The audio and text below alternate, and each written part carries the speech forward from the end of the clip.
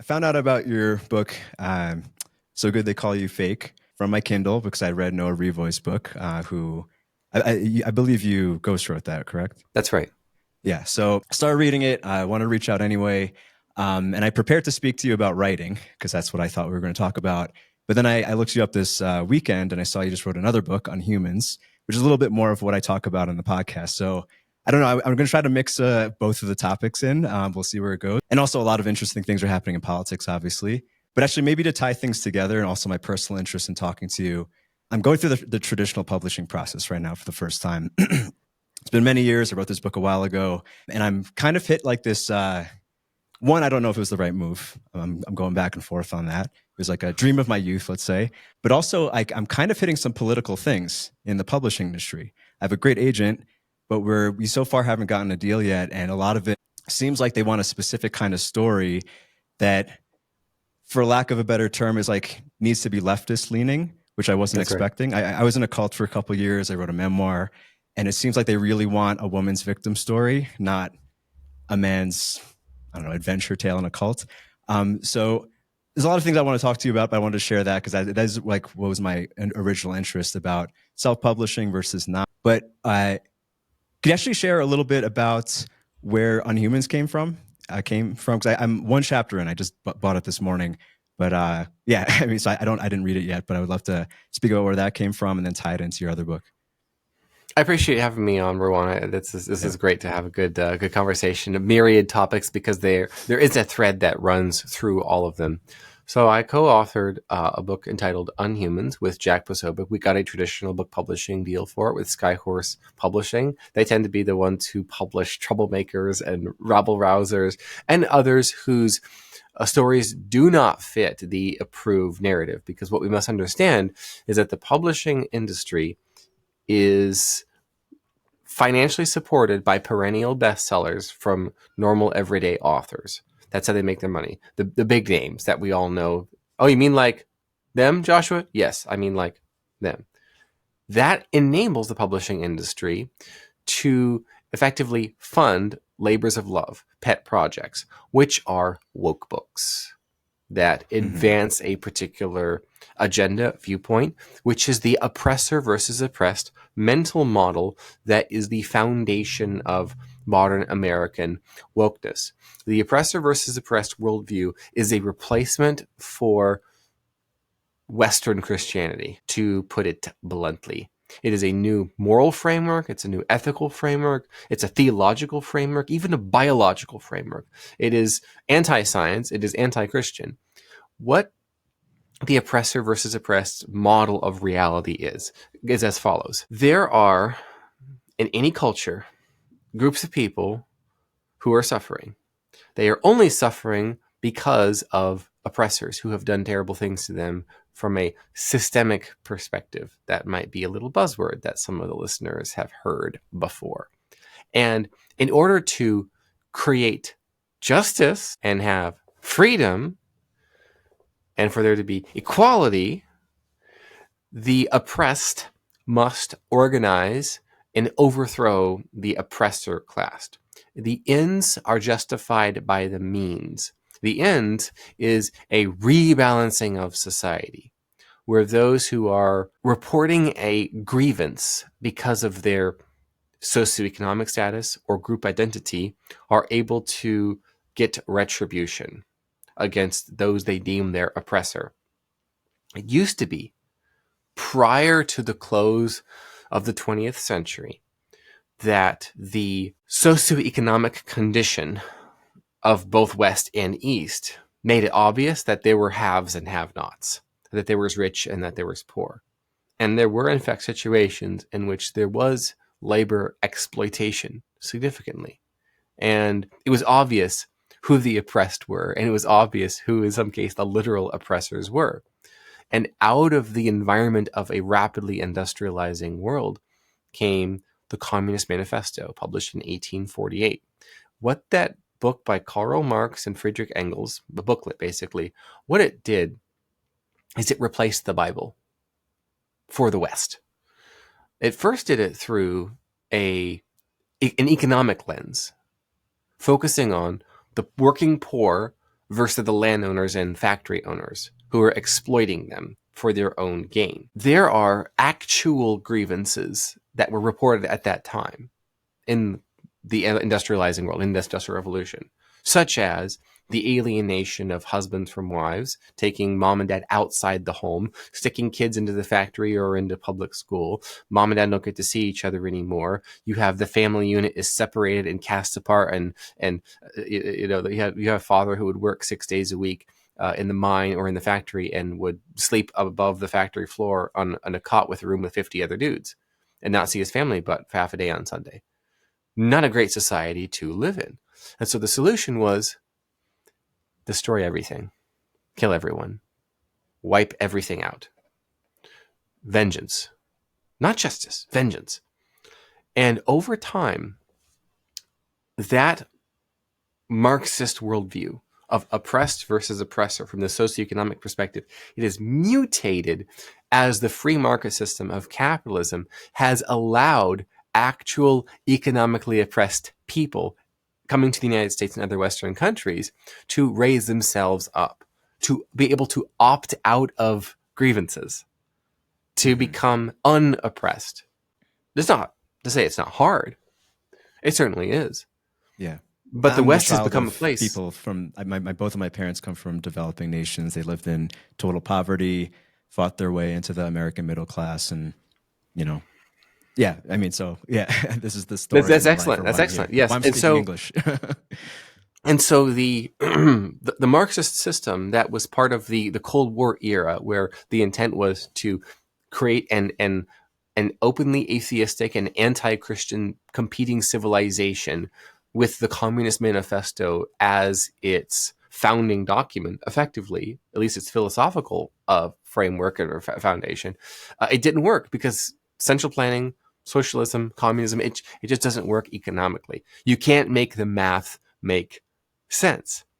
And so during the decline and fall of the Soviet Union, the resentful philosophers were jettisoned from that civilization and they found themselves in the United States.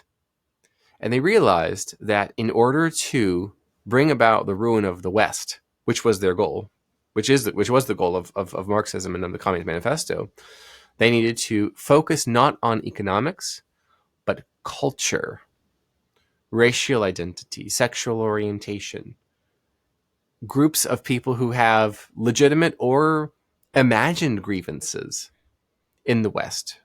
And now we have the new system of oppressed versus oppressor, in which if you are, let's say, a gay black man, 2 oppression points for you. You are doubly righteous in that system inherently because of your group identities.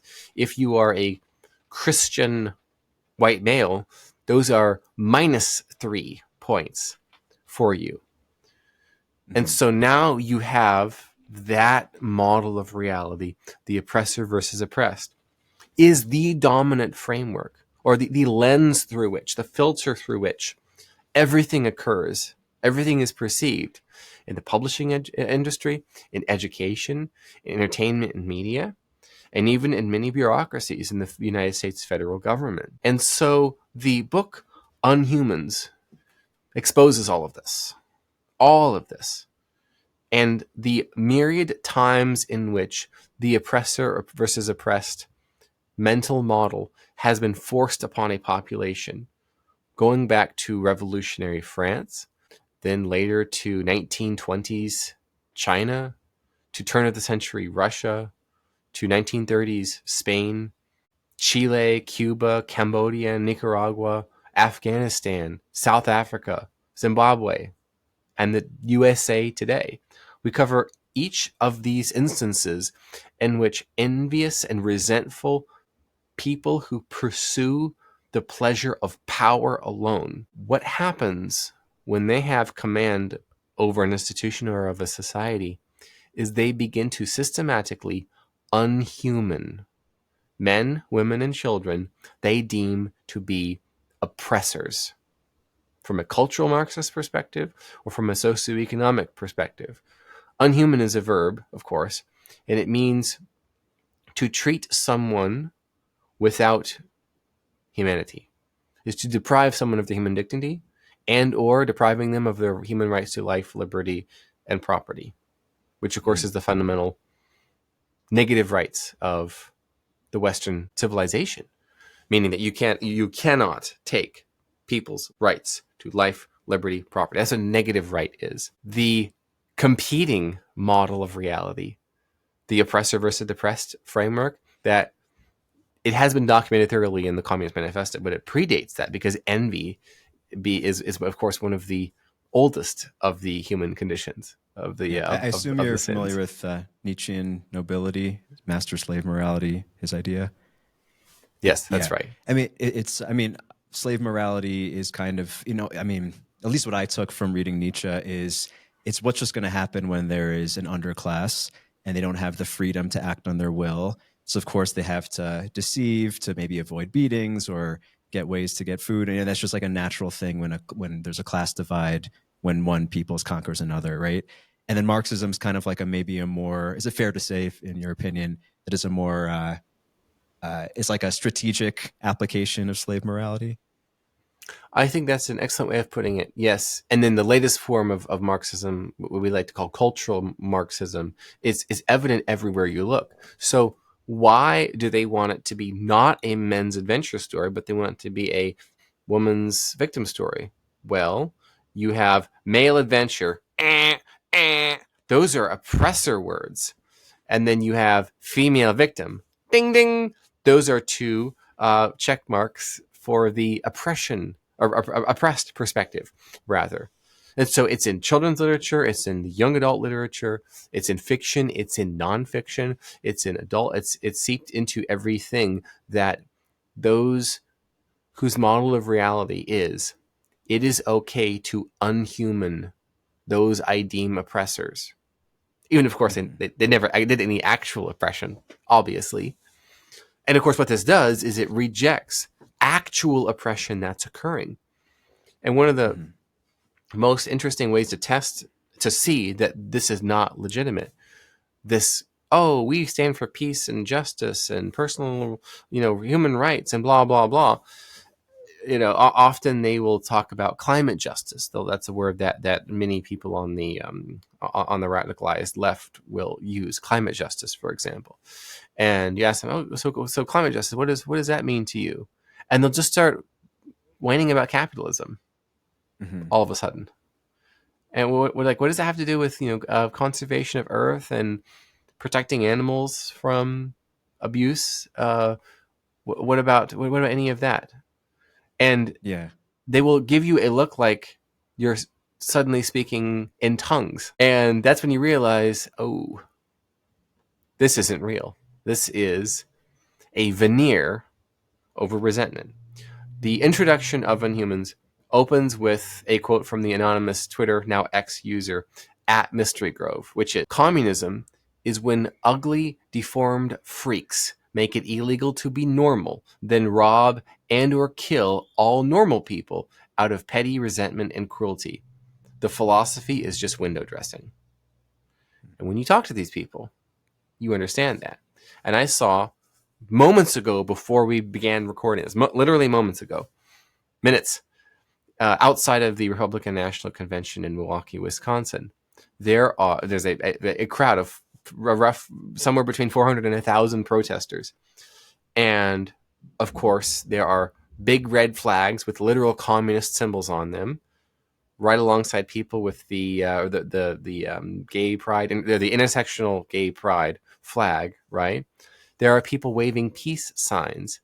There are people holding, let's say, up signs and banners which promote additional assassination attempts of former President Trump. And there was someone interviewing these individuals, and they were talking about how, well, there was one individual who said, "I'm here marching for peace, equality, and justice, man." Oh, so, and the interviewer says, the reporter said, so you denounce violence against President Trump? I didn't say that. No comment. Oh dear. You're Yeah. marching for peace and justice. And then, of course, one of the other individuals who was waving red flag, reporter interviewed, and this individual said, "Oh, I believe violence against all humans is wrong." And then the reporter asked, "Oh, you denounced the violence against President Trump?" And she said, "I didn't say that. So you don't believe President Trump is human?" And then she turned and walked away. Yeah. And so Yeah. now we understand what is at stake. And the irony is all of this is happening the very week that Unhumans, the book, releases, Yeah. It's kind exposing of perfect the for your book release. 250-year-old, yes, 250 plus year old agenda to carry envy to its logical conclusion. And so, because we as people, we are what we do, when someone attempts to and follows through on unhumaning someone or multiple someones, they themselves become unhuman. And that's the book. Gotcha. Thank you. There's a lot in there. I have like so many tangential questions. Maybe I'll go backwards. Because one of the things that actually, because I read your tweets on bad verbs and, picking out, let me see if I could put it into a single question, but one of my frustrations with the public just in general is that people don't understand how abstractions are. And Marxism especially, or I would say maybe any like really focused ideology really plays with this and takes advantage of people with this. And like, for instance, the term you said, climate justice. I was just talking with a friend, actually the friend who introduced me to Noah. It used to just be called pollution and everyone was against pollution. It was like a bipartisan thing. Everyone was like, yeah, of course, less pollution's great. Sometimes it's necessary, but like, let's all get rid of pollution. Once they started calling it climate change or do you deny climate change or this, like they made it a more abstract thing, which kind of includes pollution. Like if you're against pollution, which everyone is, it's easy to be like, oh yeah, climate change or whatever it is. But they made it so abstract that it includes all of these other things. It's like vague enough that you can add all of these other things, like you pointed to, like you could add in capitalism somehow. And then most people maybe just don't have the time or brain power to even notice, right? And I forgot what my question was, but it seems to be a thing that people play with. And I was gonna, when I was preparing to just talk about writing, I did want to ask you more about bad verbs and the way people play with like, I guess, meaningless language. Are you familiar with Alfred Korzybski's work? Like he would call most adverbs like a meaningless word, like it doesn't add meaning to the sentence. I don't exactly have a question, but I wanted to say all that, I guess. Oh, that's excellent. Yes, you point about your point about abstraction is relevant because most people are overwhelmed and distracted in the modern age. Normies, some people would call them. I like to call them NPR Americans because there's people who still believe the news after everything. They check their news sources, and well, I'm a smart person, so the news sources that I believe are trustworthy. Well, obviously, since I'm a smart person, I'm making the right choice, and everyone seems to believe that. When words are used, they're taken at face value. So when a man marching with a gay pride flag says, I'm marching for peace, justice, and equality, at least 50% of the public is going to believe him literally without question, not along and say, oh, that's a good thing. And then when he follows that up with something that could be interpreted as a support for a literal murder, well, he couldn't obviously support murder. He just said he stands for peace. What are you talking about? It's as if the average consumer, entrepreneur even, or even not the average person, the median person, the mode, is unable to grasp that there are people, many people, who lie. That there are many people who say the opposite of what they mean in order to get away with it. Who justify to themselves why they say and believe the things that they say and they believe. Scott Adams, of course, good friend, good client of mine, he calls this word thinking, where it's all about arguing over terms and their definitions as opposed to what the actual issue is. So the left is very good at this. They will say, well, you're hateful and negative and divisive. Or problematic. Well, what do you mean by that? Well, you just saw, look at the things you say. Well, what specifically did I say? Well, it's all there. Just look. All of it's there. Look, just look. Just look. Can you hear yourself? No. Well, what specifically did this person say? Well, I mean, just look at it, and you realize you're not talking the language of logic, you're talking the language of emotion, of reactionary emotion. And when you point out, well, it couldn't be that this rhetoric is hateful because of the literal words that are used in the effect. And then you realize that abstractions are used on purpose in order to allow for people to project their own meanings onto them. Good example of this, and we talk about this at length in Unhumans, how when organizing a coalition of the fringes, which is what leftists always do, is they will use words that cannot be argued with. For example, when Vladimir Lenin led the Bolsheviks in the revolution in 1917, in the overthrow first of the Tsar and his family, the Romanovs, and then the provisional government rather, afterwards, his pitch to the people was 3 words. And they put it on posters, put it on signs, the equivalent of graffiti at that time. Every mass media they could possibly access, they put everywhere. Peace, land, bread. Referring, of course, to no more involvement in foreign wars. World War I was the backdrop of this. Land reform was a big issue because there was, in fact, systematic oppression of the serf class of people, the day laborers, the agricultural workers, who were effectively debt slaves. First actual slaves and then debt slaves, beginning in 1861, interesting year, in Russia. And then, of course, bread, meaning no more famines, better controlled agricultural policies.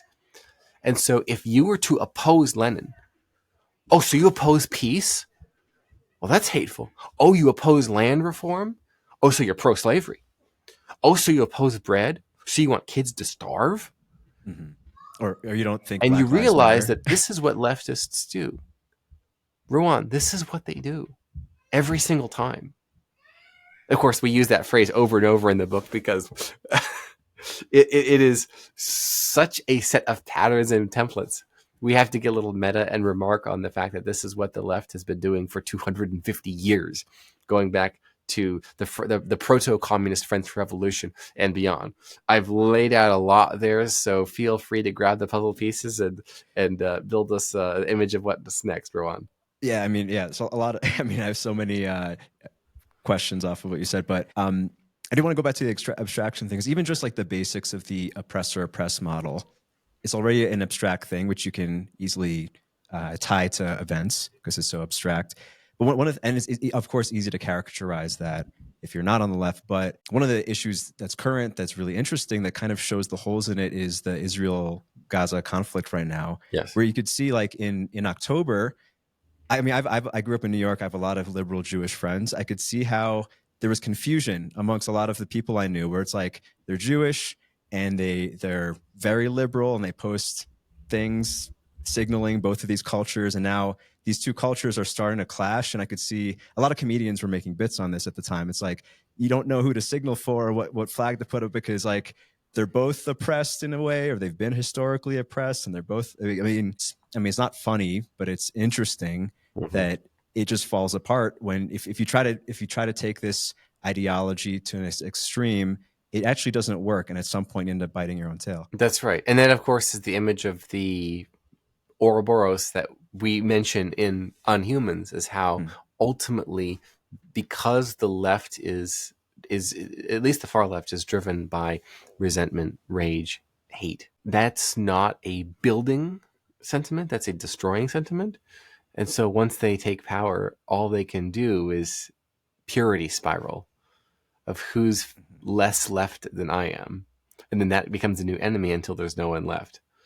And of course, there's a well-known, to some, image of the early Soviet leadership, the roughly 20 plus individuals' faces. One of them, of course, is Joseph Stalin. Decades later, they realized that Stalin had personally commanded the assassination of every single one of those other individuals, except for those who had assassinated one another. We saw this in the Spanish Civil War, when devotees of Joseph Stalin versus those of Leon Trotsky, who were fighting the pro-Soviet Union or Soviet backside during the Spanish Civil War, they began arresting and executing each other, while at the same time fighting the nationalist forces of the resistance under General Francisco Franco. And this is after the left had already won and taken over various territories as they began turning on each other. Do I need to say it? This is what they do. And so we see the same thing with Israel versus Hamas, is who can be the better leftist. This is what they do. Yeah. So actually, I mean, as a strategy of control, obviously it's been very effective throughout history. But there are a few elements to the strategy that, like we were just pointing out, you end up infighting or killing each other. That's not really great. I mean, another thing that I've noticed, like, so for instance, with Trump, I mean, we're going to release this later, but as of this recording, the assassination attempt on former President Trump was a few days ago. One thing that I've noticed, so I've shifted right over the last couple of years. I grew up in New York. I'm a 2001 liberal still, which is alt-right now, whatever. One thing that I always thought was crazy, even back when I was totally not into politics in 2016, and I had a lot of friends complaining about Trump, I was like, do you realize that the more you throw like hyperbolic hate, the more you're creating support for him? And I was pointing actually to, I think at the time, Jordan Peterson was starting to become popular, who I have mixed opinions of, but because he was so hyperbolically demonized in a way that was so disconnected from reality, I often found myself defending him. Whereas if he was never attacked in a crazy way, I would probably have no opinion. I probably would never speak of him again. And the same thing was with Trump. It's like, how many people have become his supporters because of the ridiculous demonization? And it, forget about the morality for a second. It just doesn't make sense strategically. Like, why would someone do that according to this grand plan, let's say? Yes. I think it's because of word thinking once again. Well, what leftists have traditionally done is use unhumaning language to justify the oppressed overthrow of the oppressor, that robbing and or killing that Atmospheric Grove wrote so poignantly about. And so when you have the ends justify the means, we must have power. So this is what I've noticed. To understand the right, follow the money. To understand the left, follow the power. And one of the most powerful tools the left has is manipulation of language, and therefore thinking and speaking, and therefore minds and masses of people. And so the mass manipulation method of the left is to use words that have existing anchors in people's minds. So, for example, they might refer to Trump as being, obviously, they do this, he's racist. They still say that in 2024, 9 years after his initial declaration of his candidacy for president the first time. And they've been saying that for 9 years. And to this day, there's not been credible evidence that he holds any sort of racist views, much less policies. And yet they continue to hurl hyperbolic and hyperbolically false among that and other labels. And the reason why is because leftist movements have typically been very small. For example, the Cuban Revolution that brought Castro to power. Cuba at that time had almost 7 million people. Castro had 81 supporters. 81 people brought down an entire society of 7 million people. Cambodia, more than 1 million people, including children and infants, were murdered, in many cases beaten to death in front of their siblings and parents before they themselves were murdered. Brutal stuff. There was a couple of thousand people who followed Pol Pot in a country of between 10 and 11 million people at that time. And so in France, the French Revolution, you had the French aristocracy, you had the French military might, you had the monarchy itself, and it was a mob of a few hundred people who unleashed the reign of terror. And that, of course, is the chief weapon of the unhuman, and that is terror. If you can make someone feel the emotion of terror, you can paralyze them and everyone they love. It is like freezing a society so that you can bring it to ruin. And so the idea is using hyperbolic language as your ammunition, your mental ammunition, and emotional ammunition, I don't want anyone to accuse me of being that. I might lose my job. I better put my head down and not say anything, not speak up, not do anything. So they're weapons of terror in order to silence supporters. And when the weapons don't work of words, they use literal weapons. Beginning in 2016, there had been a well-documented string of violent incidents against people wearing any sort of articles of clothing that identified themselves as being Trump supporters, attendees of Trump rallies, outside of events, people on Facebook, multiple murders of people specifically because they had voiced positive sentiments about Donald Trump.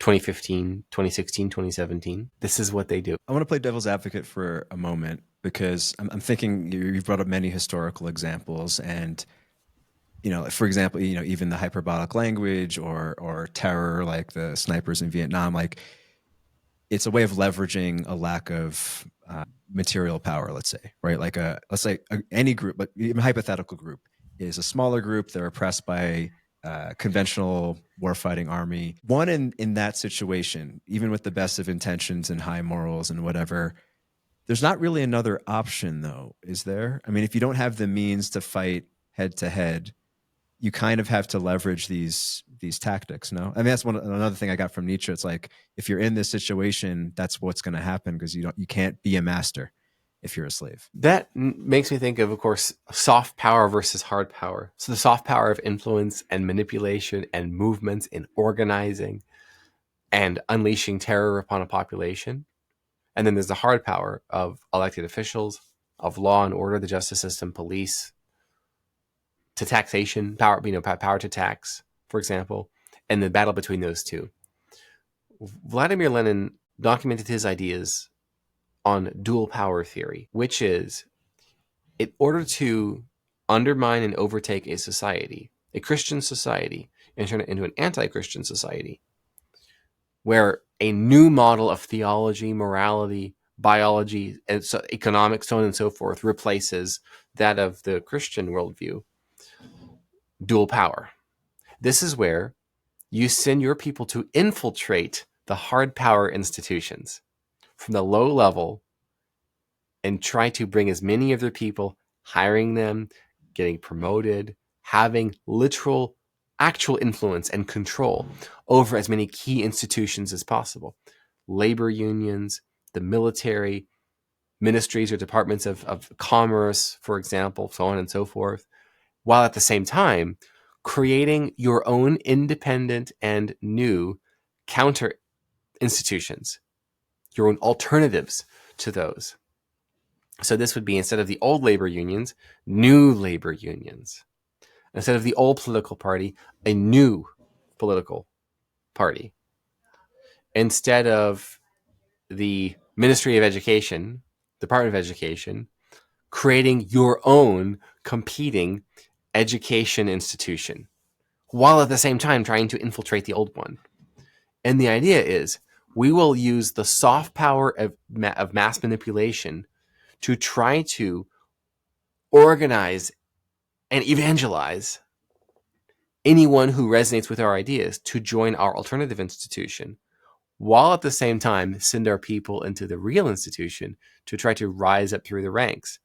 And eventually, either they will merge, or we will have so successfully infiltrated the institution, we don't need the old one anymore. So we just move all the people from this one into this one over here, so on and so forth. Or you just, if the apparatus of the old one is useless, destroy it, shut it down, cancel it, wipe it out, burn it, delete it, deplatform it, debank it, destroy it, and you have the new apparatus of the alternative institution that you can use.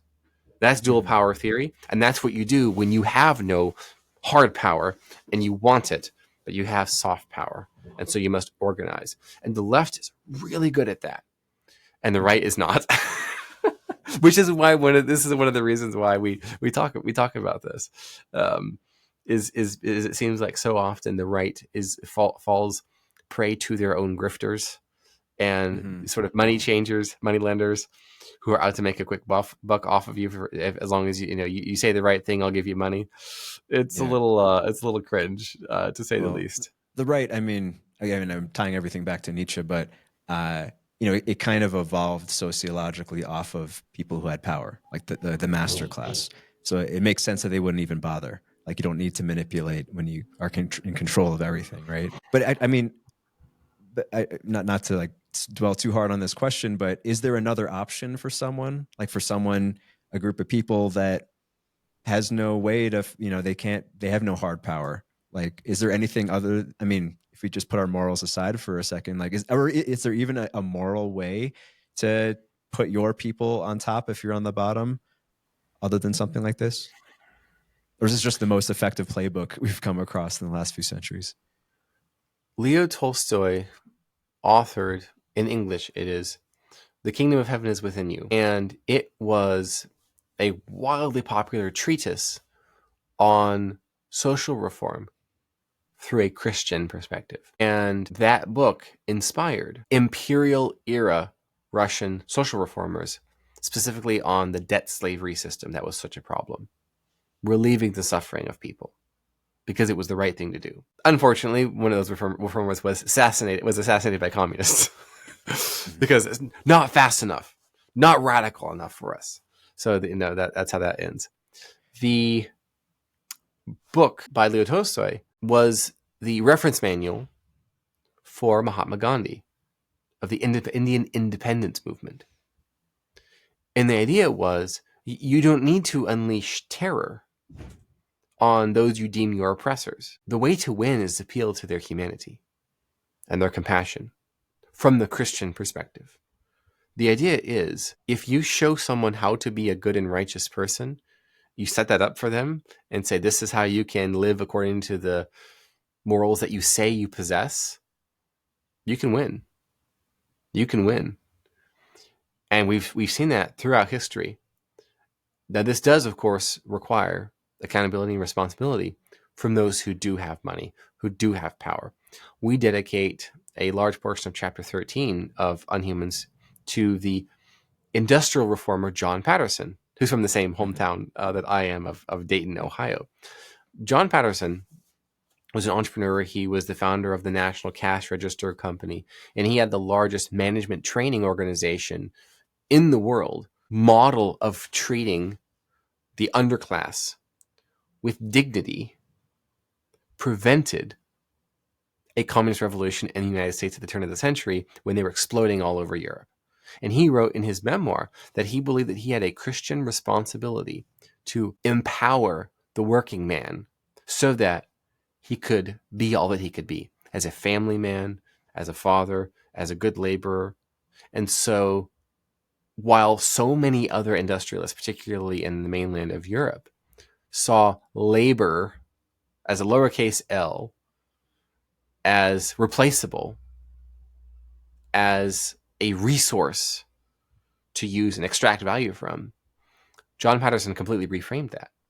And so he introduced a number of reforms to factories, like circulating air, like cleaning the floor, like offering round-the-clock daylight, shortening mandatory labor hours, offering recreational activities, employee meals, these sorts of things that, well, obviously you would have those, that were unheard of by actual oppressors during the period of the Industrial Revolution. And the result was a fierce loyalty to John Patterson, the man, deep love for him and his company. And so other industrialists got jealous of John Patterson's success in business. What's your secret? I treat people like people. No, really, what's your secret? Well, I treat human beings like human beings because they're made in the image of God. No, really. How are you doing this? Right? And that was his perspective. And then he was able to, through his influence, export that worldwide. And slowly but surely, the system of raising the underclass into a dignity-laden working class with working class values of hard work, that if you deal honestly with people and you work hard, you will be rewarded by your employer. That is Christian morality implemented, applied at scale in business. And that, again, that resulted in a vanguard of communists not needing to exist, or not even existing in the United States. And so it's the appeal to humanity that prevents the unhumaning of all of us. Gotcha. Yeah. So with Gandhi and John Patterson, I totally see how that's a better, obviously, it's a better route and a better ideal, and it can work on an individual level if the leader believes in those values, right? But when I think of like a Gandhi-like movement, let's say somewhere else, with where the person's moral values aren't as strong, they're not for whatever reason, and you have a lot of actors, it kind of seems like eventually, just game theoretically, it would devolve to an equilibrium where someone's looking for some sort of extra payout, or someone's like, well, I could say this and I'm kind of telling the truth, but oh, wait, but now this person's doing that. So like, let's just keep like fishing the pond. And it becomes this thing where it eventually would corrupt on a large scale. I mean, that's what I'm imagining, right? Like, let's say John Patterson left it to a bunch of sons and one of them was a bad egg. He would have better profits, at least in the short term, than his brothers, and that would kind of drive the hard incentives. Is that fair? I mean, it just seems like when you're expecting a lot of people to act right, eventually the game is going to devolve to the lowest. Yes, I think this brings up a number of complicated and interrelated issues. For example, the role of, I will say, Christian morality, but a shared system of ethics that is shared by each socioeconomic status. Mm-hmm. The social innovation that is the belief or the assertion that comes directly from Jesus Christ, which is that every human being is made in the image and likeness of God. Now, that's not his literal words. That is the implication of his teachings. Have Christians gotten that right all the time? Really, really not. No, absolutely not. But that is the North Star. That is the guiding principle for how then should we live and deal with one another. And it is a fantastic organizing model for diverse populations and diverse societies and diverse communities, is when everyone believes the same thing about what is the right way to treat other people. What is the frame of human interaction one with another? And then, of course, having a system of law and order that is guaranteed equality under the law, regardless of wealth. We don't have anything like that anymore in the United States. We know that if you're poor, you're going to have a worse outcome than if you're rich. So we have a truly secular, non-Christian, some might say anti-Christian justice system in the United States now. It is actually oppressive, for real. Not a feigned, oh, you're oppressing me, who is living off of a trust fund and has zanily colored hair and got into the most elite school in the world. Not that kind of oppression, like actual oppression. And it's not fair, because life's not fair. It also brings up, again, the responsibility of people who know better and can do better. And there are times when those people don't act, when they don't join up, when they don't step up and say no. I'm thinking of Pyotr Wrangel, the Russian imperial general, who did not and was not activated until it was too late in Imperial Russia. Is that the guy who wrote Always with Honor? Always with Honor. Okay. Yes. It's on my reading list. I haven't read it yet. Yes, and he led the army together with other generals in a counterattack against the Bolsheviks after the revolution was already successful, and it was in effect too late. And he lamented in his memoir, Always with Honor, that the reason resistance to the evil of the Bolsheviks was unsuccessful is because each of the generals had their own agenda, that they were each driven by their own personal ambitions in the context of what was going on. Like you talk about lowest common denominator, right? When alternatively, you have someone like Francisco Franco, whose resolve in English was, wherever I am, there will be no communism. And he meant it. Communism in Spain at that time was bands of avowed socialists and self-described anarchists were being allowed by the left-wing government to loot and burn Catholic churches, mutilate and murder priests, nuns, and faithful worshippers, loot and burn businesses of faithful Catholics, and were simply allowed to do whatever they wanted with robbing and killing with impunity. Seizing land, for example, turning homeowners and landowners out of their houses. Many of these people we would call middle class now, like small business owners, they were the ones that were being hurt and attacked the most. And Franco was not even in the country at that time. He and his generals could have said, not my problem. It's technically not legal for us to engage in any type of military resistance because to the actual warfare, the guerrilla warfare happening all around the countryside. That's not, and in the cities, that's not really fair. That's not right. Cope. Excuses. Right? Not my problem. John Patterson also could have said, well, that's not my problem. I'm in business. Business means profit first. Any number of excuses or cope is available to those who want to step out of the role of responsibility rather than to adopt it and follow through on it, whatever it takes. So there's not necessarily a way to 100% permanently control for this descent into chaos, madness, and evil, where terror reigns supreme. But when it does, and when it has, there have been a number of dropping of the ball, so to speak, that had occurred there in the lead up to that event actually happening. Someone could have done something, stopped it, said, wherever I am, there will be no any of this going on. And for whatever reason, not my problem, not my purview. I might get in trouble. Whatever the excuse was. That's too difficult. That's too inconvenient. That's too hard. I don't want to. And the result is what it is.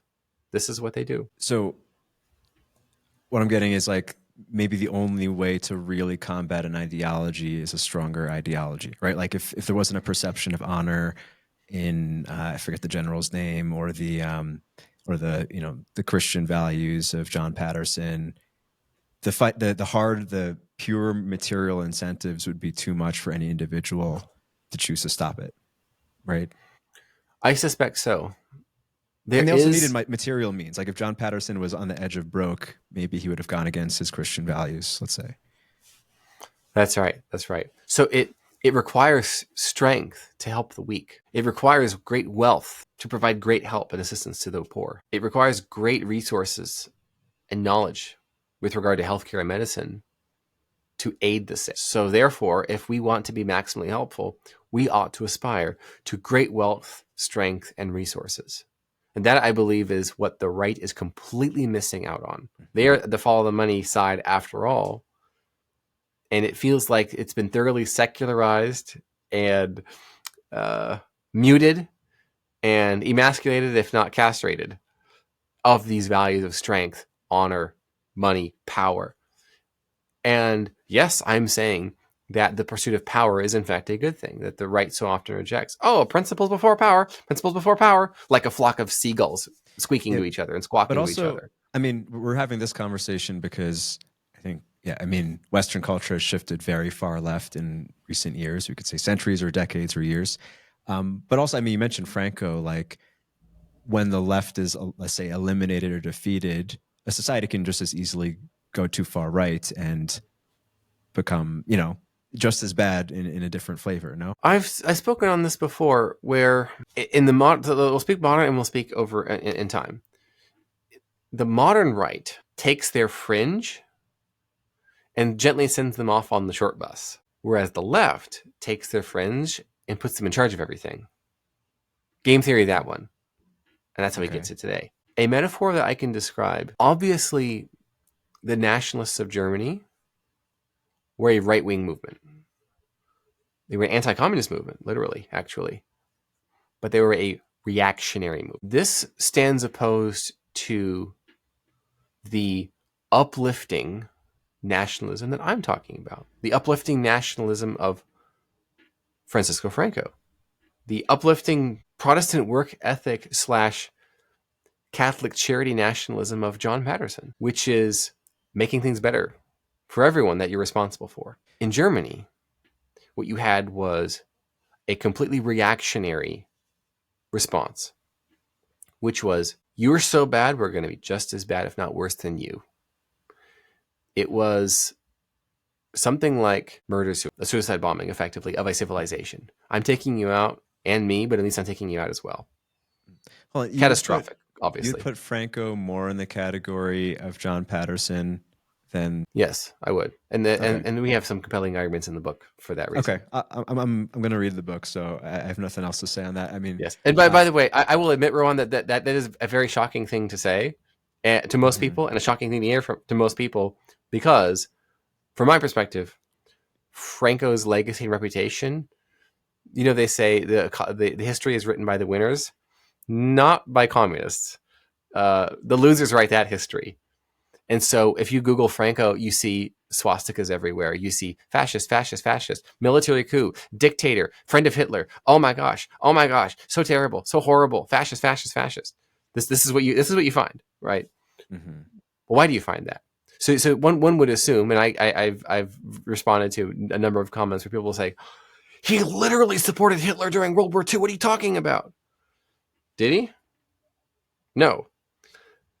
The situation during the Spanish Civil War was an organization called the Comintern, the Communist International.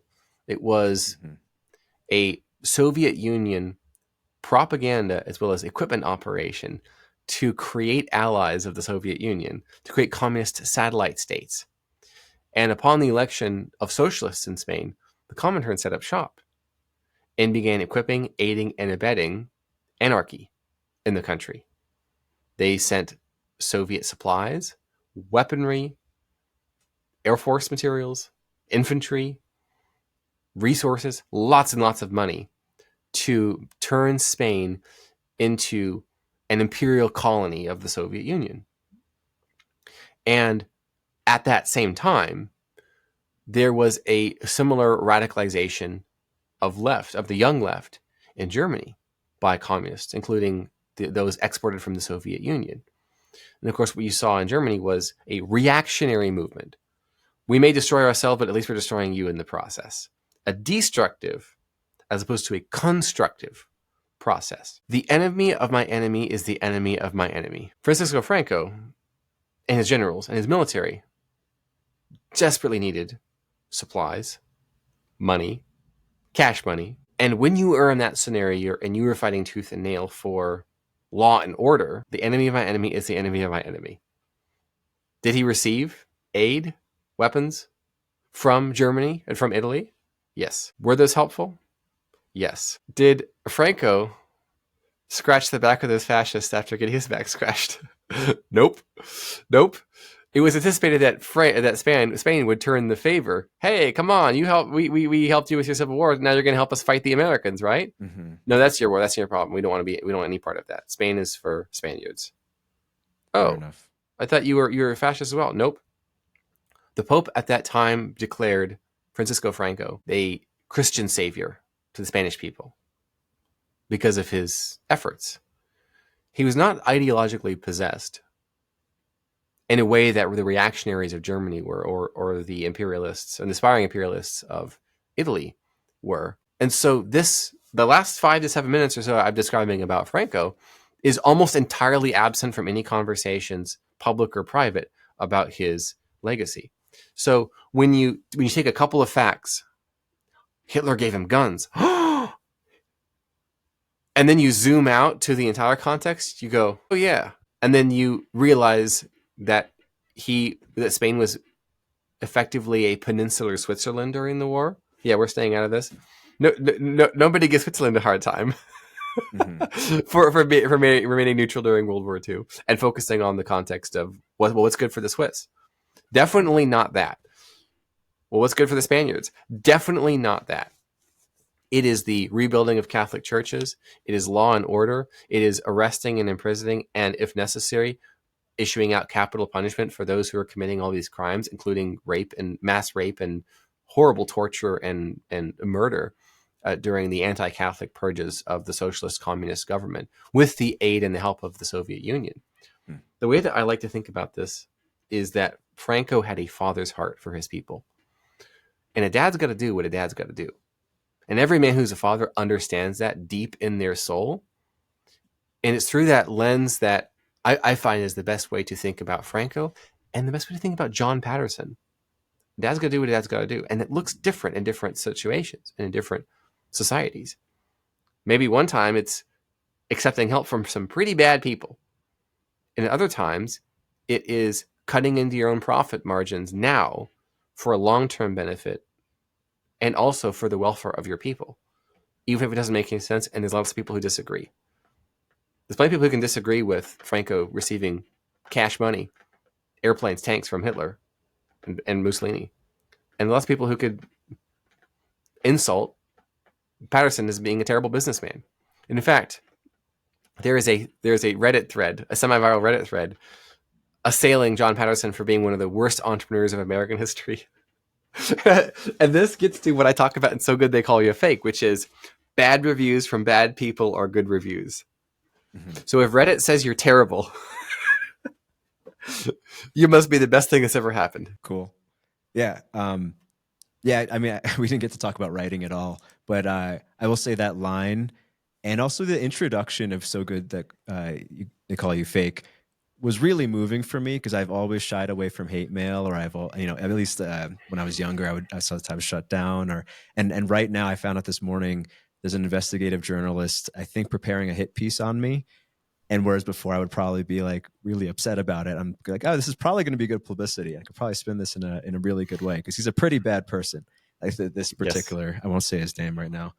Exactly. I mean, share it. Take screenshots. Share it to all your friends. Hey, look. I am important enough to have a hit piece written on me. Yeah, like that is a big deal. You're over the target, they say. Well, one thing. I mean, we went away from writing, but one last question, I guess, on the publishing industry. I forget which comedian. I think it was Jeff Dye. He has some bit like, if you go to a bookstore, you would think conservatives don't read. It's because for the reasons you've mentioned. I'm wondering, obviously that's not actually true. Other than, let's say, these what are maybe these smaller independent. Actually, I don't know how big your publishing house is, right? The one that you just got to deal with. What do you see the future is for non-woke readers and non-woke writers? It is becoming decentralized and fractured. What you typically see from, we'll call them the non-left, from non-leftists, follow the money, which usually results in lots of people building tiny kingdoms for themselves. We've all heard of, I believe his name is Kevin Kelly, the 1,000 True Fans. Mm-hmm. Having 1,000 true fans, you can build a lifestyle, build a great life of having 1,000 true fans, give or take a few thousand or hundreds or tens of thousands. And because the right is entrepreneurial, they tend to be really good at doing that. Case in point, media. You have Ben Shapiro's The Daily Wire having content subscription. You have Bill O'Reilly having his own content subscription site. You have Tucker Carlson having his own content subscription site. You have all manner of these independent podcasters and influencers on the right being advertised and supported by a dozen, half dozen companies being affiliate marketers for them. You have small independent publishing houses that publish a certain kind of book or type of book, or independent authors who create, let's say, men's fiction, sell a few thousand books a month, for example. These are tiny kingdoms. They're all in search of their 1,000 plus true fans. But there's no kind of organization or synchronized movement or alignment. On certain issues like voting for this one particular candidate, yeah, we're all going to go do that. But they say the right is a big tent. There's a lot of parties going on under this big tent. Mm-hmm. And this, I think, is what shocks a lot of people who don't interact with the right. You can go to a right-wing event, and there will be some kind of sketchy people there. And then there will be someone or multiple someones who you think are like diehard liberals, bleeding heart liberals that you call them.